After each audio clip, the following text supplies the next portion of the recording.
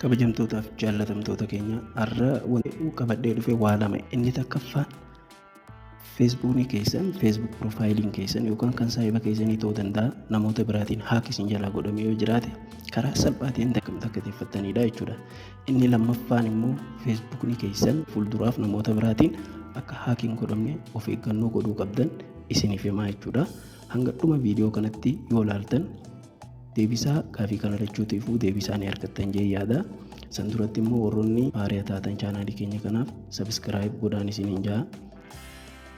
Haa jammarru dursa maal gootanii kiroomii deemtanii jechuu googil jala ismiktaa neeti jettanii sarchi gootanii jechuudha. Ismiktaa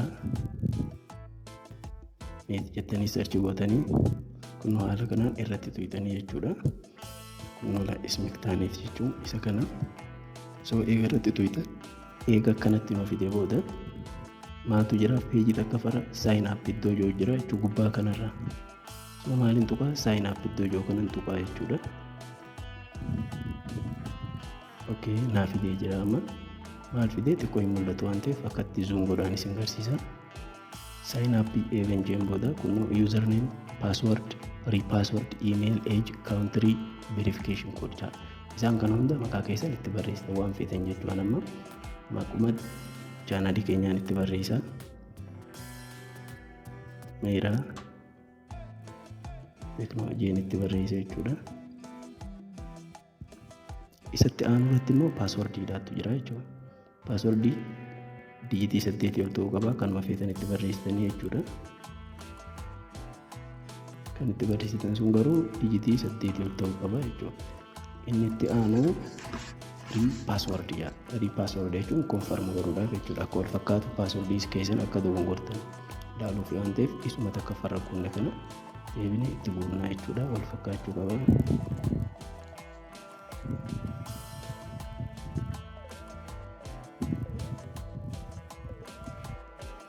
So guutee jira iimeela jaa. Iimeela maal gootan seetan karaa salphaan isiniif himaa. Iimeela haarii banuudhaan yookaan kan duraaniitiin illee hin rakkatinaa. Iimeelli isin fayyadamuu qabdan maquma keessan kana iddoo banaa jidduu jirtu jidduura dhaamsuudhaan dhumarratti maalii foormii yaa'u kooman iimeelidha jechuudha. @gmail.com jettanii dhumarra gootanii jechuudha. Meeraa teeknooloojiin itti barreessaa. Maal jeen itti barreessaa? Meeraa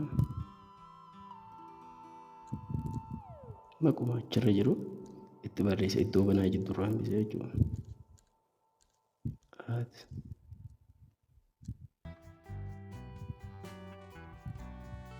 Barreesseen jira. Inni itti aanu maali? Eejiidha. Hundi keessan kan feete gootanii nama 25 godhaasee choose country jaa. Country kan feetan filattanii Itoophiyaa kan jirtanis Itoophiyaa biyya feetan filattanii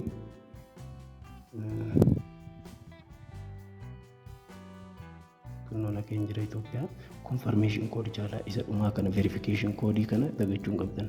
Hundaafuu garaagaraa 68 duwwaa takka jaa 68 duwwaa takka boonaa jechuudha. So sign up godhaa jechuudha irratti eegan fixee boodarra.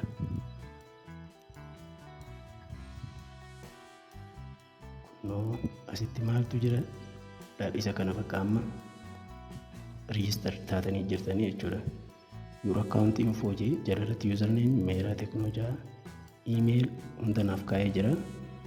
So maaliin godhuu qaba as bira dhufne takka jedhee iddoo login panel yookaan yeroo duraa kanatti bee maaliin godhaa wantan amma barreesse kana guutuu itti naquun qaba jechuudha. So itti naqaa sanboota paaswordii itti naqaa sanboota maalii deemee kallattiidhaan karaa maal nu naqaa karaa liinkii sanii nu ergaa jechuudha. So itti naqaa paaswordii jaa paaswordii kareefuutiin itti naqaa.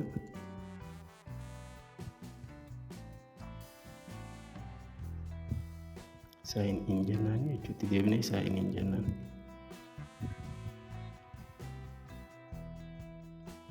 Kunoo xumurree jira bakka amma steeppii dhumarra geenye ammas keessaa maal naaf gootanii eega akkana xalaabaa biyya garaagaraa isiniif tarreesse kana as keessaa isa feesbuuk joo isa guddaa kanarra naaf tuyitanii jechuudha. So kanarratti gaafa naaf tuyitan linkii isiniif ergaa.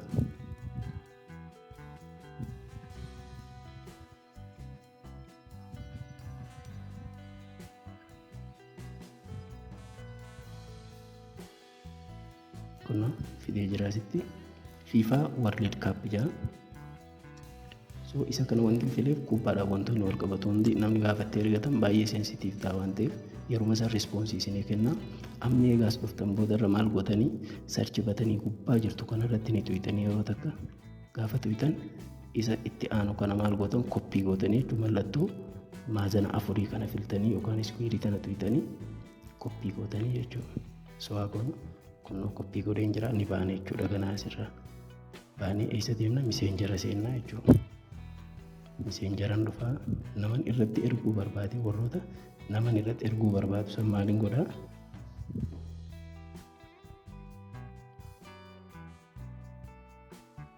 As jalaan irratti ni ergaa jechuudha. Godhee intuqaa irratti ni erga.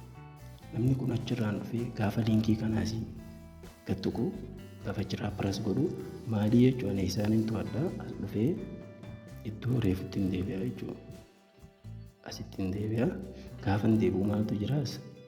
Kun my victim kan jooni jira takka farra akka isin jalaa wal hin dhoyne my victim kan jooni ilaaltan. Last victim jaa my victim kanarratti bitanii jechuudha. Namoonni suni gaafa onlaayinii dhaqee seenu my victim irra gaafa tuqu gaafa dhaqee liinkii san tuqu asuma jalatti miseejiin isinii seenaa sanboota irratti bitan jechuudha.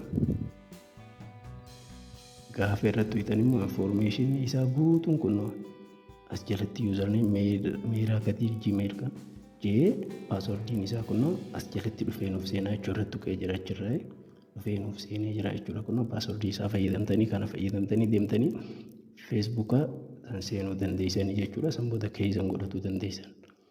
Haala kanaan hojjetama. Yeroo gaarii qaba.